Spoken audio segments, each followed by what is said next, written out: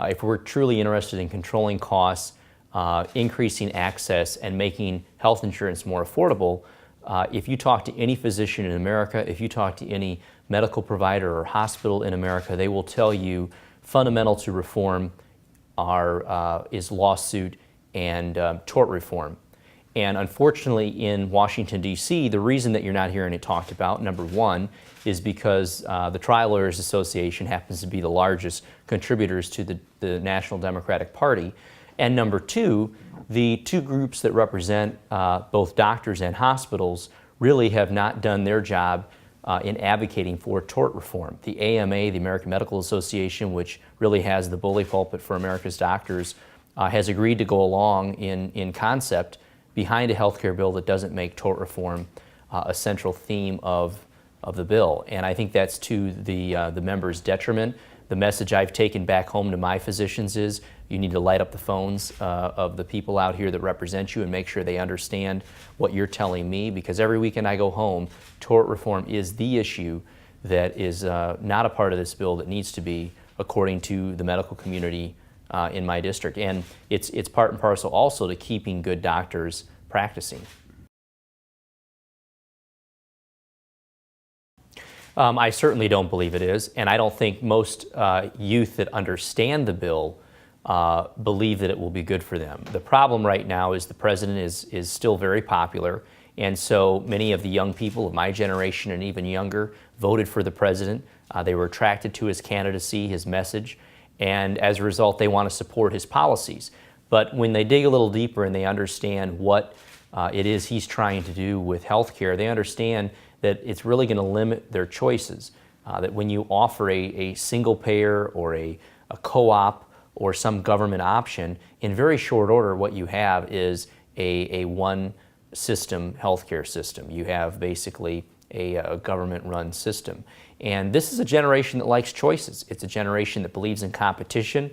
If you go on our college campuses across the country, these are people that are highly competitive. They're making sacrifices. Many of them are taking on loans to get further in life, and they like choices. They're the YouTube generation, the i2 generation, the Starbucks generation. They get something different to drink every day.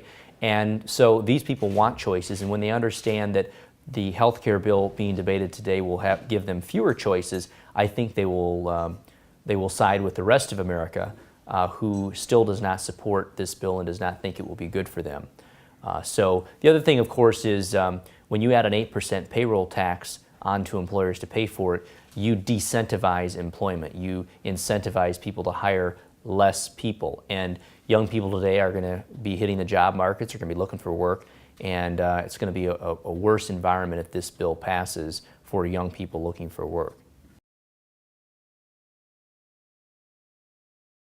Well, look, our healthcare system, as it's currently developed, is not sustainable. You can't have health insurance premiums rising at twice the rate of inflation.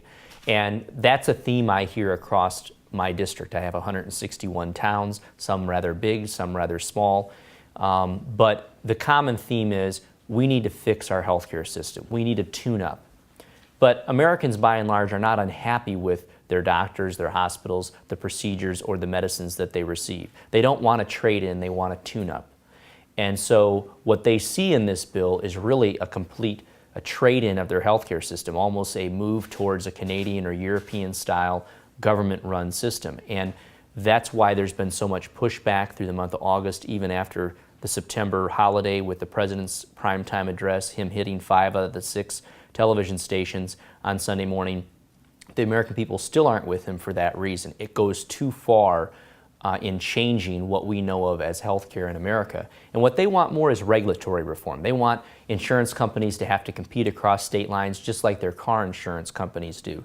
They believe in tort reform. They believe in portability with their healthcare. They shouldn't have to stay in a job that they don't like just to keep their healthcare. They should be able to continue to make the payments. They like the president's ideas on cutting down on waste within the Medicare system. And as the president said, 80% of his bill, 80% of what he wants to do, both sides agree on.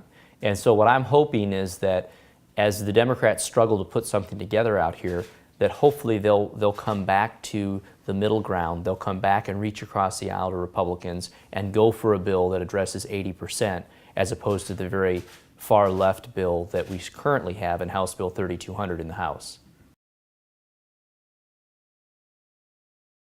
Well, I think a public option will be to the detriment of healthcare as we know it in America. I believe if a public option is passed in very short order, you will no longer have private insurance.